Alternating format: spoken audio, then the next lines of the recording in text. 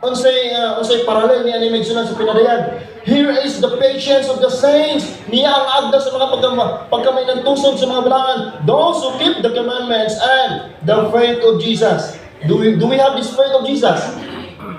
Uncompromising faith.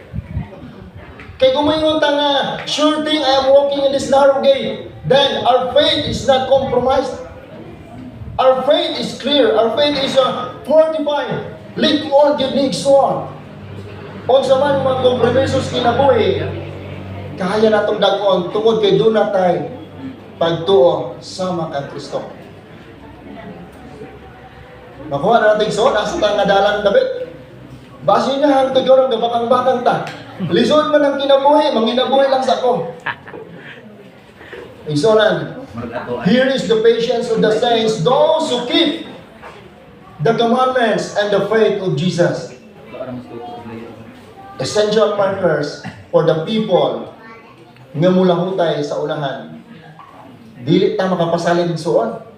Nga dasig ta karon. Ugma, dasig yapon ta. Amen. Only Christ. Restore yun.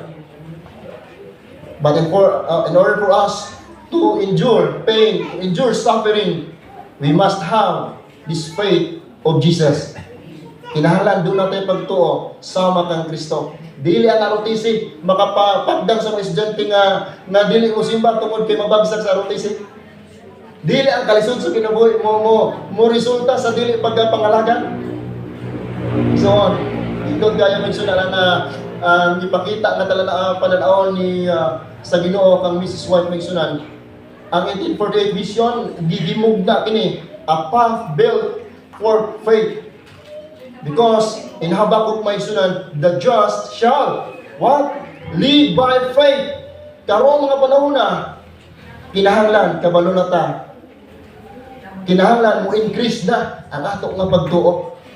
Kinahanglan nga ang atong sentro klaro kayo ang dalan. Kinahanglan nga tinaw kayo ang atong baktasan bahalag sampinito ni dire, bahalag puno ni kugon dire. Puno mga pagsulay sa kinabuhi, klaro gihapon ang dalan nato. But because of the mga temptation sa kalibutan tungod sa mga compromise, sa mga kompromiso sa kalibutan, hinahinay po ta, kabira. Hinahinay po ta palayo. Pangisunan, hindot kayo. First, the journey begins sa una tulo ka point nga itong isgutan karong igsunan. Una, the journey begins, ang mga magbabaklay, mga kaigsunan, nagbakta sila, daghan pa'y karga. Tingali, dala pa nila ilang conquest, dala pa nila mga wagon, dala pa nila ilang mga tanang bagahe.